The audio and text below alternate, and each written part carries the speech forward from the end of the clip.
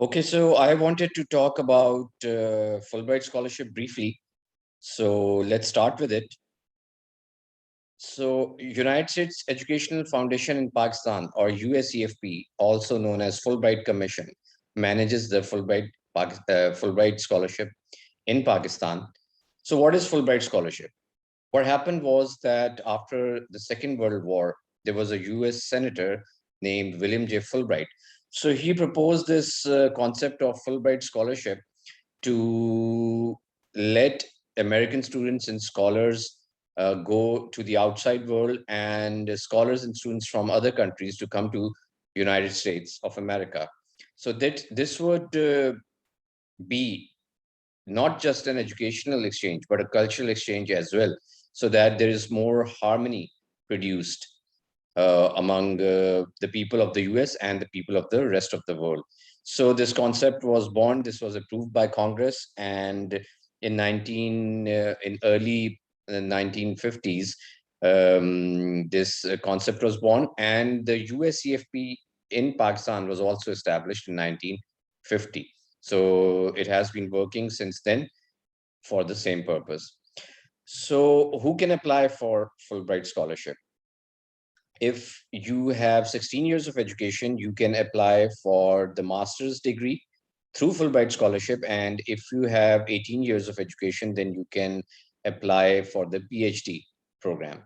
So one difference when you're applying for Fulbright Scholarship as opposed to when you apply directly is that you do not need to apply separately for different universities. You just apply for the Fulbright Scholarship, and then it's their responsibility to place you through their partners in a US university if you get selected for the program. You should be a Pakistani citizen in order to apply for Fulbright. So those people who may be living in Pakistan but are not Pakistani residents or Pakistani citizens, especially, they cannot apply for this program.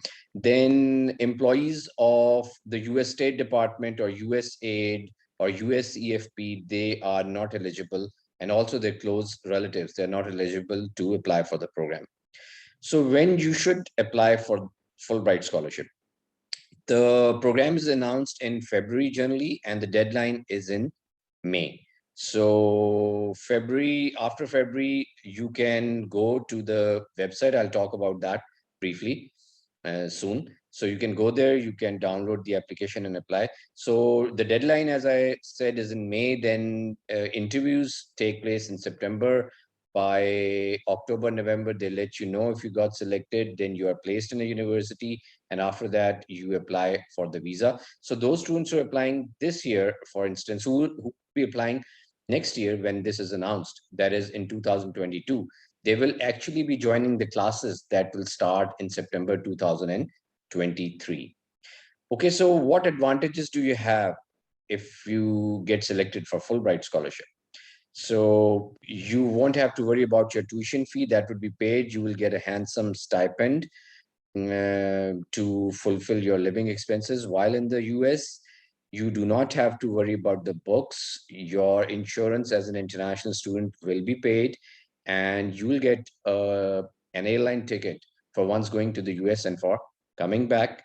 And you will also get allowance for local trips in the US. For example, if you want to participate in a conference, you can maybe apply for that. You can do that.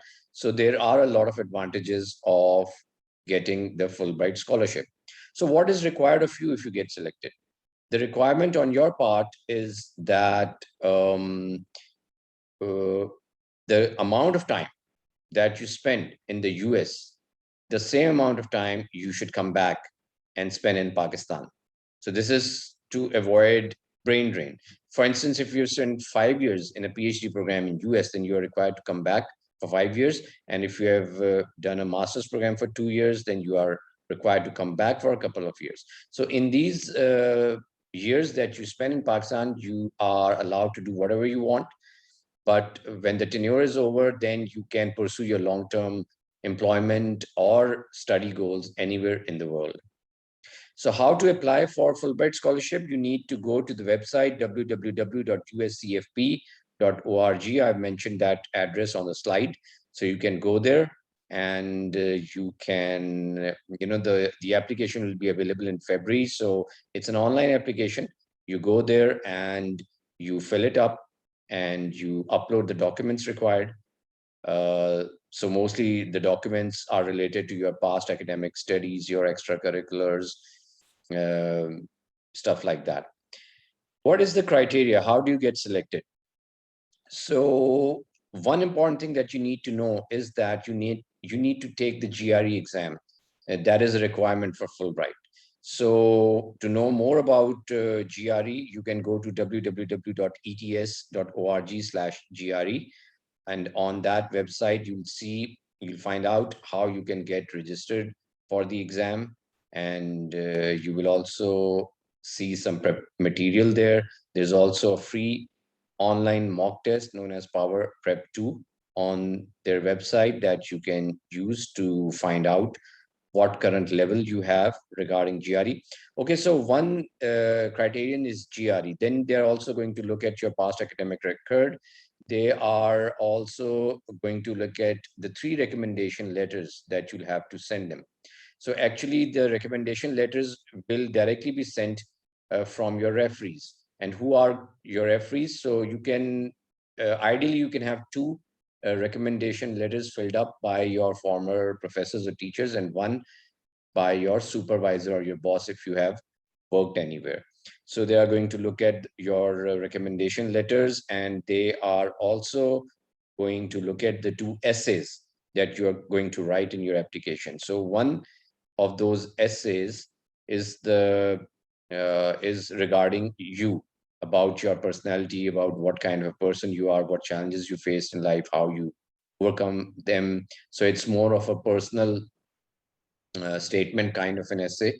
And the other essay, it's basically, it deals with your the field in which you want to pursue your education. So for instance, you should be writing in that essay about why you selected a particular field, why you are interested in pursuing education in that field, what contribution do you think you can make in that field. So stuff like that. So your GRE score, your recommendation letters, your past academic record, and your essays. So all these things are going to play a role. They look at your application in a holistic manner. This means that there's not just one criterion that heavily affects your application, but they look at the different parts that make your application a whole. So they are also going to be looking for a commitment from you to come back, because obviously that is a requirement of Fulbright scholarship. So you should keep that in mind as well.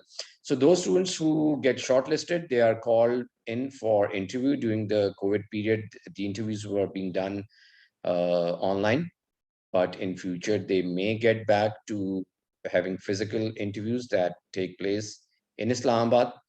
So in the interview, they are looking for a well-rounded personality. They are looking for people who can be ambassadors of Pakistan, who can represent Pakistan in a positive light. And, those kinds of people who are generally outgoing, who can talk, who are bold, who are confident. So this is what you will have to demonstrate in addition to your academics when you go in for an interview. So with that, I think this is basically what I wanted to talk about for Fulbright Scholarship. Best of luck. And I hope you guys are able to pursue your goals. Thank you.